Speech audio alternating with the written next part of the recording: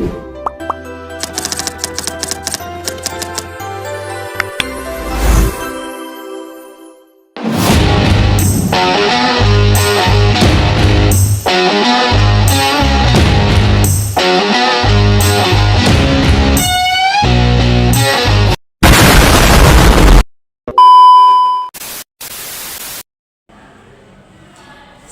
warahmatullahi wabarakatuh. Perkenalkan, kami dari kelompok 4 akan mempresentasikan hasil kerja kelompok kami dengan tema pragmatik. Langsung saja, pragmatik adalah cabang ilmu linguistik yang mempelajari bagaimana makna dibentuk dan ditafsirkan dalam konteks. Berbeda dengan semantik yang berfokus pada makna literal kata dan kalimat, pragmatik mengkaji bagaimana penutur menggunakan bahasa untuk mencapai tujuan tertentu dan bagaimana pendengar menafsirkan maksud tersebut. Seperti dalam komunikasi sehari-hari, orang sering mengatakan sesuatu yang maknanya lebih dari apa yang dinyatakan secara langsung. Kemudian pragmatik ini mencakup kegiatan seperti membuat permintaan, menyiratkan ide, menggunakan ungkapan yang bergantung pada konteks, menjaga kesopanan, dan bekerja sama dalam percakapan. Konsep seperti tindak tutur, implikatur, deiksis, strategi kesopanan, dan prinsip kerjasama menjelaskan bagaimana komunikasi bekerja lebih dari sekedar makna kata. Memahami konsep-konsep ini membantu kita menafsirkan pesan dengan lebih tepat dan berkomunikasi dalam lebih efektif dalam interaksi sosial.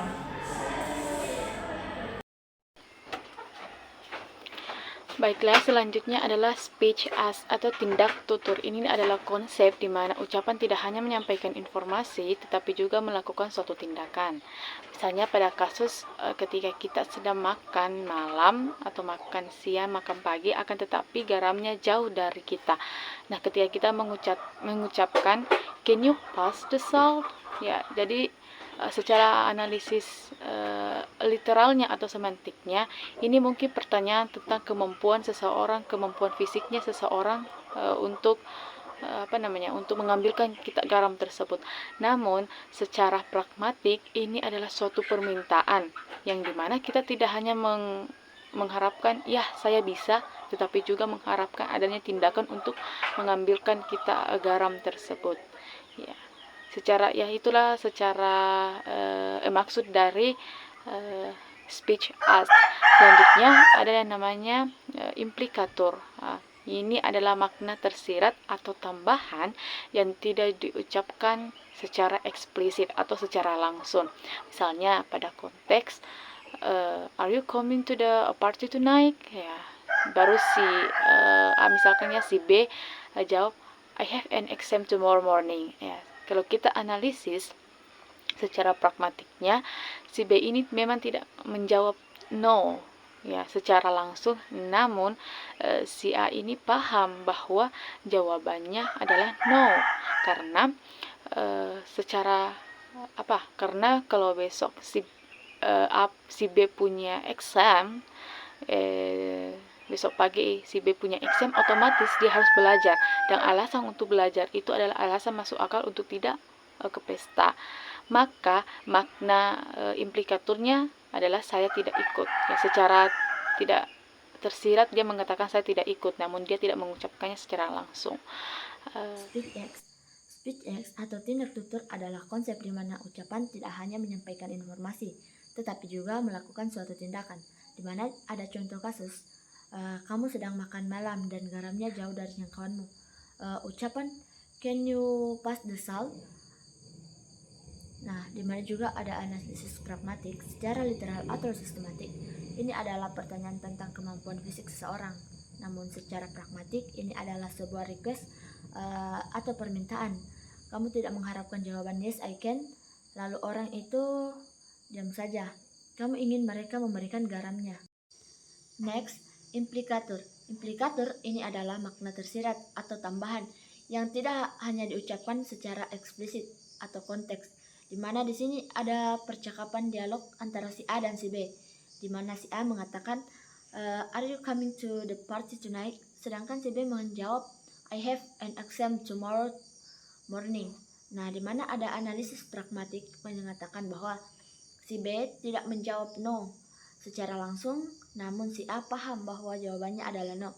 Karena belajar untuk ujian adalah alasan yang masuk akal untuk tidak pergi ke pesta.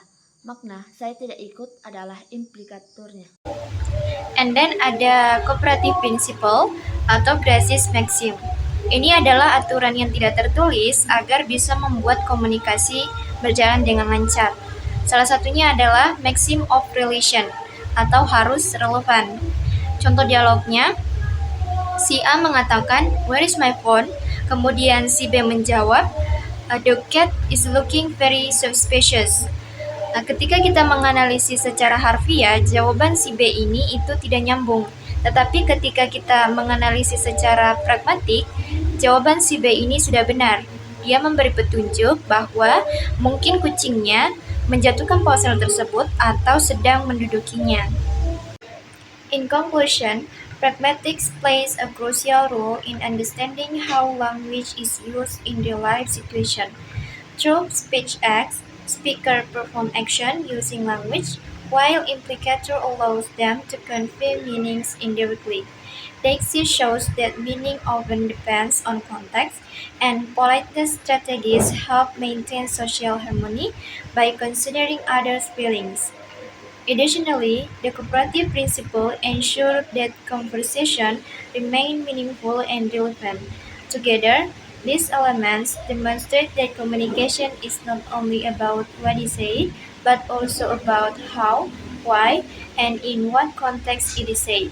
Therefore, mastering pragmatic competence is essential for effective and appropriate communication. That is our discussion of the pragmatic assessing material, namely Group 4. Thank you for watching. Wassalamualaikum warahmatullahi wabarakatuh.